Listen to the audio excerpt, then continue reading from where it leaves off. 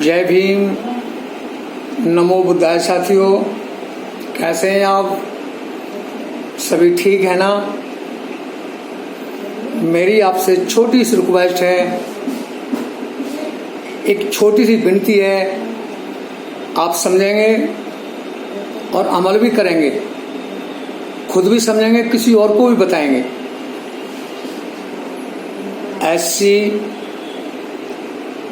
ST, OBC सभी मेरे भाई और माइनॉरिटी वाले सभी साथी, सभी मेरे माता बहन, सभी बहुजन साथियों, ध्यान से सुनना और समझना। आज आपको कहाँ होना चाहिए और आप कहाँ पर हैं? आप कहाँ पर हैं तो मैं थोड़ा बताता हूँ आपको।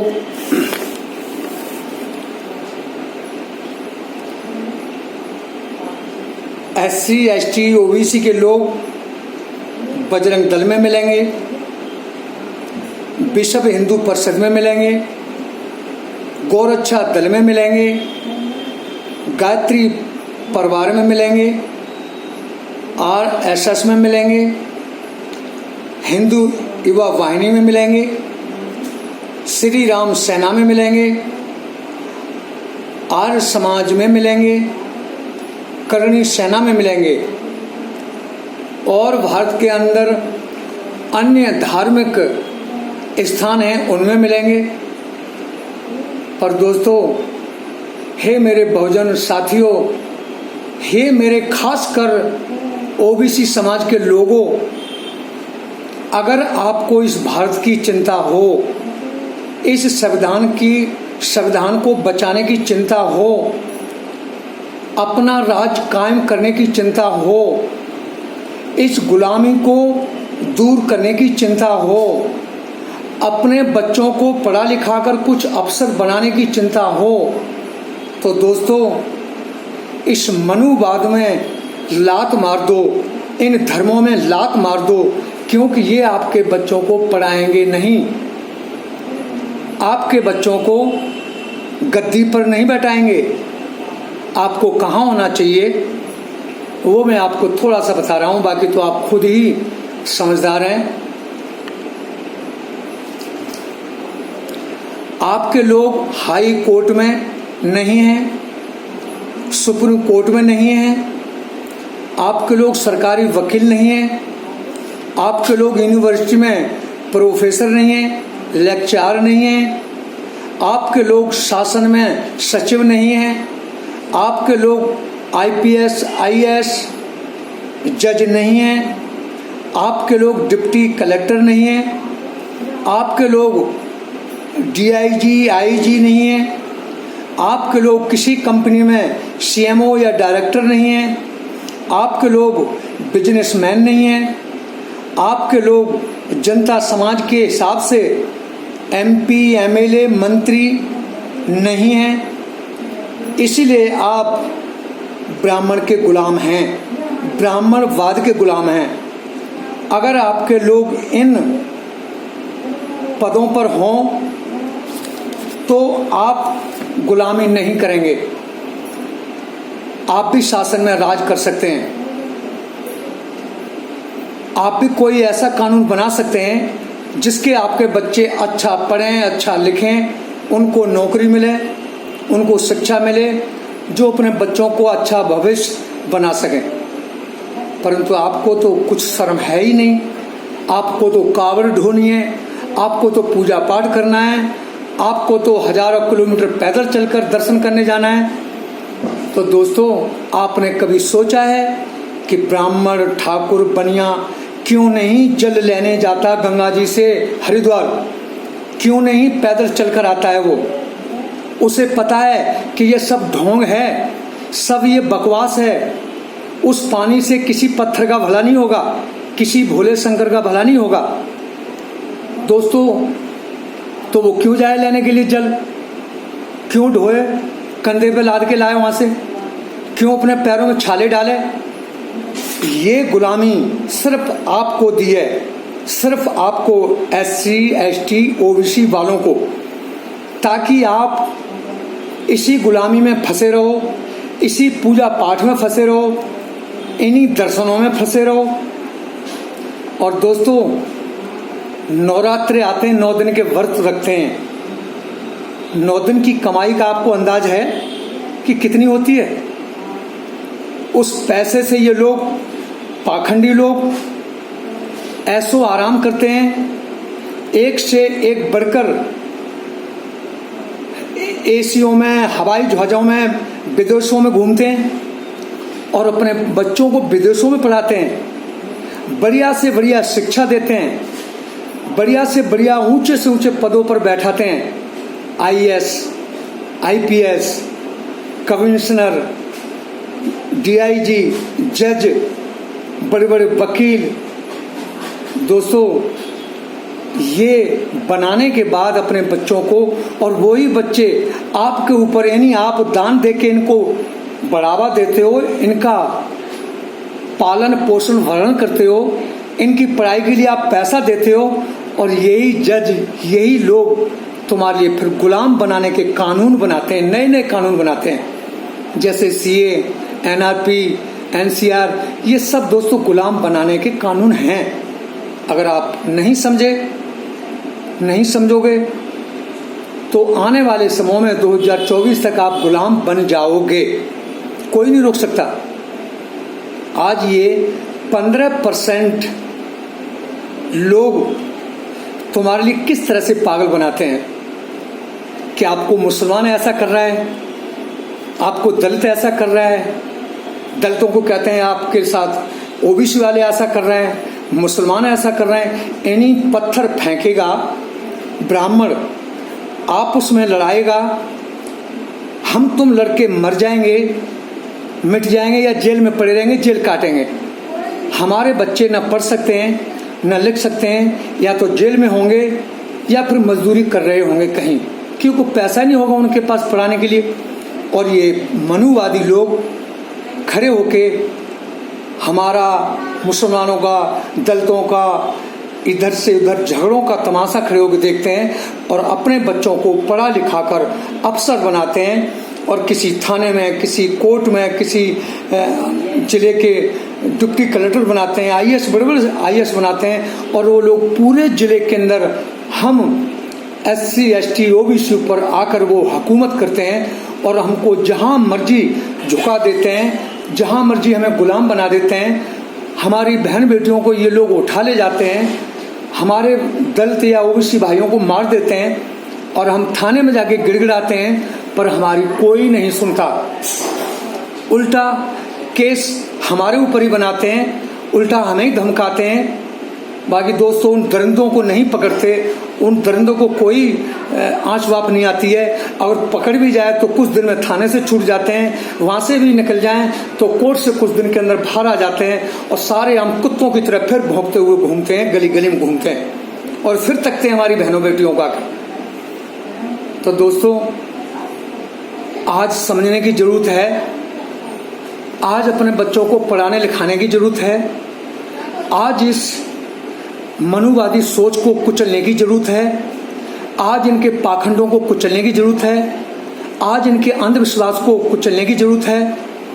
दोस्तों, अगर भगवान राम के अंदर या किसी सीता के अंदर या किसी देवी के अंदर इतनी ताकत होती, शक्ति होती, तो कहते हैं 17 बार सोमनाथ मंदिर गुजरात का धन घोड़े खिच्चरों में भरवा भरवा के और मुगल यहाँ से ले गए। वो सोने चांदी अशरफी मूर्तियां थी, सोने चांदी की बनी हुई। भगवान उनको नहीं बचा पाया, उनका कुछ नहीं बिगाड़ पाया, तो उस भगवान के अंदर शक्ति नहीं है। आप क्यों पागल बन रहे हो? इन लोगों ने, इन ब्राह्मण लोगों ने हमारे लिए इस अंधविश्वास में धकेल कर और खुद राज करने की सोच रखी है, और सोचते हैं और करते आते हैं, और करते आ रहे हैं 5000 सालों से, कई हजार सालों से, और आगे भी कई हजार सालों की सोच रखी है। अगर 2024 तक हम नहीं संभले और हमने नहीं इनका ठुकराया तो ये फिर हमारे ऊपर 50 साल, हजारों साल राज करने की इन्होंने पक्की सोच रखी है और राज करने की किस्में खा रखी हैं और हिंदू राष्ट्र बनाने की किस्म खा रखी है। दोस्तों, ये भारत सबका भारत है, हिंदू हो चाहे मुसलमान हो, सिख हो चाहे ईसाई हो, सबका भारत है। अगर यहाँ खाली हिंदुओं का राष्ट्र बना तो बाकी लोग मुसलमान, बुद्धिस्ट, सिख, ईसाई ये कहाँ जाएंगे? ये इनके गुलाम बनेंगे। गुलाम बनाने के लिए इन्होंने हिंदू राष्ट्र बनाने की कसम खाई है। बाकी हम मर जाएंगे, मिट जाएंगे, लुट जाएंगे, जान अपनी कुर्बान कर देंगे, बाकी हम इसको हिंदू राष्ट्र नहीं बनने देंगे। ये हमारा संकल्प है। तो जाग जाओ, समझ जाओ कि आपको गुलाम नहीं बनना है। और दोस्तों, एक बात और छोटी सी आपको बता रहा हूँ, बात बहुत बड़ी है। फारसी के शब्दों में हिंदू को दास कहा जाता है। दास का मतलब क्या होता है? गुलाम। इसलिए मुगलों ने काफिर हिंदू कहा था इन भारत के लोगों को। तो दोस्तों, ब्राह्मण कभी नहीं कहता कि मैं हिंदू हूं। हम सबको, पूरे भारत को 135-40 करोड़ को हिंदू बताता है। बाकी वो हिंदू कितने हैं? सिर्फ 10% या 15% होंगे, और वह है ब्राह्मण, ठाकुर, बनिया, सिर्फ। इसके अलावा और कोई नहीं है। बाकी हम भारतवासी हैं, मूल निवासी हैं, और ज़्यादा है तो हम बुद्धिस्ट हैं। बाकी हम हिंदू नहीं हैं। कोई हमसे हिंदू कहेगा, हम ये बर्दाश्त नहीं करेंगे, क्योंकि हिंदू एक गुलाम का नाम है, एक दास का नाम है। फारसी भाषा में, मुगलों की भाषा में हमारे लिए हिंदू गुलाम बनाने के लिए कहा गया था। बाकी दोस्तों, आज हमारे पूरे SC ST OBC को गुलाम बना रखा है इन ब्राह्मणों ने। अगर हिंदू हैं तो सिर्फ ये हैं, ब्राह्मण हैं, बनिया हैं, ठाकुर हैं, ये हिंदू हैं, और कोई भारत के अंदर हिंदू नहीं है। भारत के हिंदू हैं तो भारतवासी हैं, मूल निवासी हैं। इससे ज़्यादा हैं तो बुद्धिस्ट हैं, सिख हैं, ईसाई हैं, मुसलमान हैं, बाकी हिंदू नहीं है। तो दोस्तों, हिंदू सिर्फ ये हैं। तो इन हिंदुओं को अपने मन से निकाल दो, इनकी गुलामी को छोड़ दो, इनके देवी देवताओं को छोड़ दो, इनके पाखंडों को छोड़ दो। दोस्तों, किसी भगवान में कोई शक्ति नहीं है जो आपको बचाए। अगर कोई आपको मारता है तो कोई इंसान ही बचा सकता है, कोई कानून बचा सकता है। भगवान मंदिर में से निकल के नहीं आएगा, न ही आपको बचाएगा। तो इसलिए इनसे पाठ पूजा करवाना बंद कर दो, इनको अपने घर में बुलाना बंद कर दो, इनकी मान सम्मान करना बंद कर दो। और दोस्तों, इनके मंदिरों में की तरफ जाना बंद कर दो। क्योंकि आपने देखा होगा यूपी के अंदर कि उत्तर प्रदेश के अंदर कि कई दलित लोग मंदिर में गए और उनको मार दिया गया, और मार देते हैं। तो इन मंदिरों की तरफ कभी मुंह करके भी नहीं देखना चाहिए, कभी पैर करके भी नहीं सोना चाहिए इन मंदिरों की तरफ। दोस्तों, मंदिर नहीं है, पाखंड के घर हैं ये। इससे ज़्यादा मैं क्या कहूँ, और आप समझदार हैं। मेरा एक ही कहना है कि ST SC OBC के सज्जन, हमारे बहन भाई, हमारे माता पिता, हमारे सब एक हो जाएं, एक होकर एक झंडा के नीचे आकर अपना झंडा बनाएं और मनुवादियों की सरकार के सामने आकर सामना करें, अपना राज कायम करें, अपने MP MLA अपने नेता बनाएं। और जो भाजपा के अंदर किसी भी समाज का कोई नेता जाता है और वहाँ नेता बनता है, वो हमारा काम नहीं करेगा, वो हमारा नेता नहीं है, वो पाखंडी है, वो अंधविश्वासी है, वो RSS का गुलाम है, वो भाजपा का गुलाम है, वो हमारे बहुजन समाज का काम नहीं करेगा, चाहे वो हमारा भाई क्यों ना हो। अगर वो भाजपा में जाता है तो हमारा दुश्मन है, हमारा कोई भी नहीं है, उससे कोई नाता रिश्ता नहीं है, क्योंकि वो हमारे लिए आवाज़ नहीं उठाता है। वो गुलाम रहता है RSS का, वो गुलाम रहता है पूजा पाठ का, वो गुलाम रहता है पाखंड का, वो गुलाम रहता है उस पार्टी का, जिस पार्टी में उसे टिकट मिला है और टिकट से वो जीता है, उसका गुलाम रहेगा। वो आपके लिए कभी आवाज नहीं उठाएगा। अगर कोई आवाज उठाता आज भारत के अंदर, तो कितने दलित मारे गए, कितने मुसलमान मारे गए, कितनी बहन बेटियों की इज्जत लूट गई है। कोई नेता ना संसद के अंदर, ना लोकसभा के अंदर दोस्तों कहीं पर भी कोई आवाज उठा के राजी नहीं है, क्योंकि अगर उन्होंने आवाज उठाई तो उनको उस पार्टी से निकाल दिया जाएगा। तो ये नेता अपनी रोजी रोटी चलाते हैं, अपना घर चलाते हैं, इन्हें समाज से कोई मतलब नहीं रहता। सिर्फ वोट के समय, वोट मांगने के समय पर आकर ही अपने आपको माँ और बाप बनाएंगे, आपके पैर भी पकड़ेंगे, और वोट लेने के बाद, सीट हासिल करने के बाद, नेता एमपी बनने के बाद ये आपको ठुकरा देते हैं और आपकी कोई बात पूछने कहीं नहीं जाएगा, किसी गांव में नहीं जाएगा, किसी गली में, शहर में नहीं जाएगा, और जाएगा तो कोई इनकी, हमारी कोई बात नहीं पूछता है।